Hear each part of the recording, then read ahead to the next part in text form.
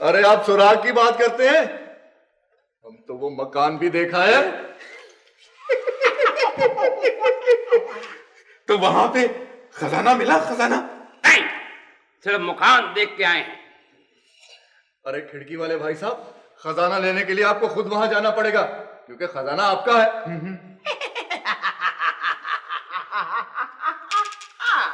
मैं न कहता था यामा कि तुम्हारे बगैर खजाना नहीं मिल सकता।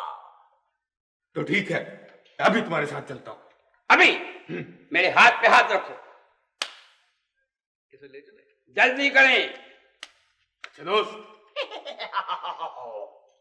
खुदा हाफिज। जय